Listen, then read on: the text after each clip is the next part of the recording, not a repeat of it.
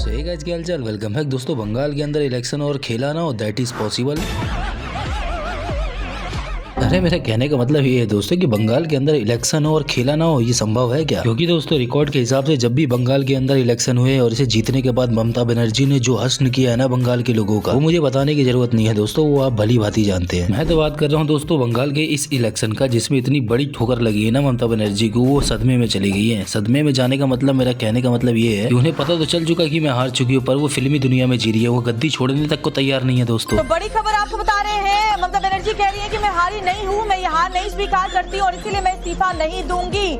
इस इलेक्शन के होने के बाद दोस्तों इतना मसाला सामने आया ना सोशल मीडिया के अंदर, जिसे सुनने के बाद दोस्तों आप MDH और एवरेस्ट मसाला भी भूल जाओगे। दीदी तो गद्दी छोड़ने को तैयार नहीं है, तो दोस्तों अब क्या कर सकते हैं, अब गवर्नर साहब इनकी गद्दी छोड़वाएंगे। क्योंकि इलेक्शन से पहले दोस्तों इनके कार्यकर्ता बड़ी चौड़ी बड़ी लंबी बातें कर रहे थे, और इलेक्शन होने के बाद जो हाल हो रहा है ना भाई, उसे देख कर कितनी हंसी आ रही है ना भाई, हर मीम्स फेल है उसके सामने। क्योंकि दीदी के कार्यकर्ता ने कहा था कि भैया 4 तारीख को तैयार रहना, फुल DJ के साथ गाना बजने के लिए तैयार रहना, और वही हुआ दोस्तों। रिजल्ट आने के बाद ऐसे ही गाना बजाया भाई, सुन के ही मजा आ जाएगा आपको। 4 तारीख के डीजे बजबे, 4 तारीख के डीजे बजबे।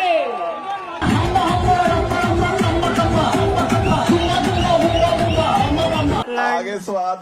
हैरान होने वाली बात है दोस्तों, क्योंकि ये ममता बनर्जी के गाया हुआ इतना ट्रेंडिंग गाना बन चुका है ना, कि आगे चल करके ये बादशाह और हनी सिंह जैसे बड़े रैपरों का रिकॉर्ड तोड़ देंगे। क्योंकि दोस्तों इसका मुकाबला रफी साहब नहीं, सोनू निगम, इतने बड़े टैलेंटेड लोग हैं, ये भी इसका मुकाबला नहीं कर सकते। अबे तू थोड़ा सा लोड़ा क्या? जय जय जय छठ प्रभ छठी मैया, छठी छठी जय, जय जय जय छठी मैया, छठ मैया का जय। दोस्तों मैं दीदी की ये बात सुन करके ना कुछ समझा हूँ या ना समझा हूँ, पर एक बात जरूर समझ गया कि भाई सत्ता अगर किसी को चाहिए ना दोस्तों, मतलब अगर सरकार किसी को चलानी हो, तो उसके लिए आपको पढ़ा लिखा होना जरूरी नहीं है, आपको भाई सातिर होना बहुत जरूरी है। क्योंकि बंगाल की CM होने के बावजूद भी दोस्तों ये छठ मैया को कह रही है छोटी।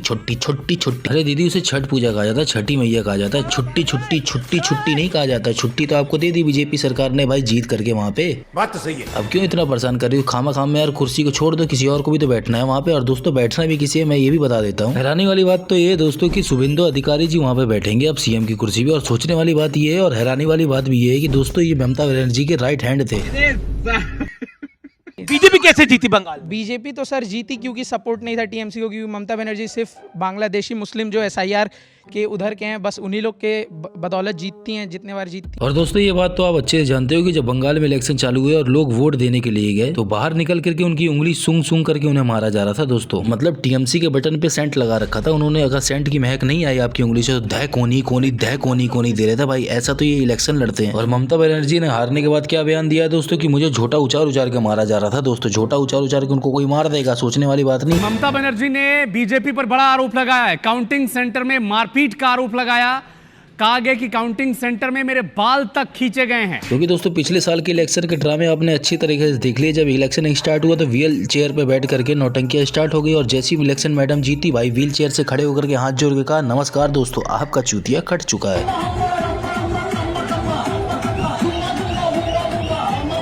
दोस्तों सुप्रीम कोर्ट ने सोमवार को यह भी कहा था कि पश्चिम बंगाल की पूर्व मुख्यमंत्री ममता बनर्जी और अन्य लोग अपने उस दावे से नए सिरे से आवेदन कर सकते हैं, जिसमें उन्होंने कहा था कि विभिन्न विधानसभा क्षेत्रों में चुनावी रोल्स के मतलब SIR यानी स्पेशल इंटेंसिव रिवीजन के दौरान हटाए गए वोट्स की संख्या जीत के अंतर से कम थी। ये कैसे हो गया? ये सारी नौटंकियां दोस्तों वोट पाने के लिए और वोट बटोरने के लिए होती है, ये तो आप अच्छे जानते हो, ये मुझे बताने की जरूरत नहीं है। मैं तो आपको एक ऐसी इंटरेस्टिंग बात बताने जा रहा हूँ दोस्तों, जिसे सुन करके आप हैरान हो जाओगे। क्योंकि अभी जो CM बने वो किसकी तरफ से बने? शुभेंदु अधिकारी क्या नाम है उनका, जो भी नाम हो, वो बीजेपी की तरफ से CM तो बन गए बंगाल के। पर दोस्तों बीजेपी के बारे में उन्होंने क्या कहा था, जरा ये भी तो सुन लो।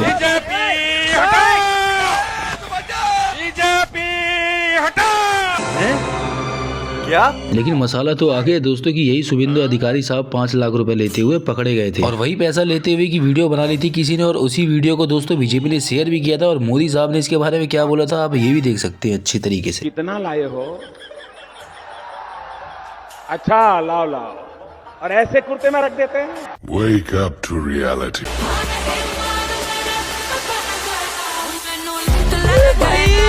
मारो मुझे, मारो मुझे। इन सारे दृश्य को देखने के बाद दोस्तों आप तो ये समझ गए होंगे कि राजनीति में टिके रहना भाई बहुत मुश्किल काम है। दीदी भी सोच रही होंगे दोस्तों कि जब यार मेरे राइट हैंड ने मुझे धोखा दे दिया तो मैं अपने एमएलए और अपने आसपास के बगल के लोगों पे क्या भरोसा ही करूं, क्योंकि आप भी अच्छे जानते हो कि शुभेंदु अधिकारी की वजह से ही भाई ममता बनर्जी का ये वाला गाना वायरल हुआ है, हम्मा हम्मा दुम्बा दुम्बा बाम्बा बाम्बा बूम्बा बूम्बा। दीदी के हारने के बाद लोग सुकून की जिंदगी तो जी रहे, पर सुकून की जिंदगी की जीने के साथ साथ दोस्तों ये बात भी आप सुन लो कि दीदी ने जो बातें बोली थी ना भाई, उसकी एक्टिंग भी लोग बढ़िया तरीके से उतार रहे हैं। তর্ক করতে কোন ভাষা চাই প্রত্যেকটা ভাষায় উত্তর দিয়ে দেবো। देखो दोस्तों अपनी राय मैं ये बताऊं कि भाई बोलने को बंदे पता नहीं क्या क्या बोलते रहते हैं सरकार को, पर सोचने वाली बात ये है कि अगर आप उनकी जगह होते हैं तब आपको पता चलता है क्या मैटर क्या करके चलना पड़ता है, मतलब किस चीज को कैसे हैंडल करके चलना पड़ता है। भाई बड़ा मारा मारी है, जिसका जीता जागता उदाहरण दोस्तों राघव चड्ढा साहब ने सेट नहीं कर दिया है। हसदे चेहरिਆਂ ਦਾ मतलब ये नहीं ਹੁੰਦਾ कि उन्होंने कोई तकलीफ नहीं होती। खैर दोस्तों राजनीति के दलदल में जो एक बार फंस गया ना भाई, उसका निकलना बड़ा मुश्किल है, क्योंकि सोचने वाली बात ये है क्योंकि अगर वो निकला तो भाई अपोजिशन वाले पे लेंगे, और वो अगर नहीं निकला तो भाई उसी में सड़ता रहेगा भाई, अगर पार्टी खराब हो। बाकी जो इसमें घुसते हैं दोस्तों वही झेले और वही जाने, भाई हमको क्या लेना देना भाई, हमें तो न्यूज देने का मतलब है रोस्ट वाला न्यूज दूं चाहे भाई राजनीति वाला न्यूज दूं, है ना दोस्तों, आपको मजा आना चाहिए बस। तो दोस्तों ज्यादा बस इतना ही कहना चाहूंगा, यार मस्त रहो स्वस्थ रहो और अपने भाई की वीडियो देख के मुस्कुराते रहो। तो गाइस अगर वीडियो में थोड़ा सा मजा हो तो अपने भाई को सब्सक्राइब जरूर मारना। मिलते हैं नेक्स्ट वीडियो में अगली बकचोदी के साथ।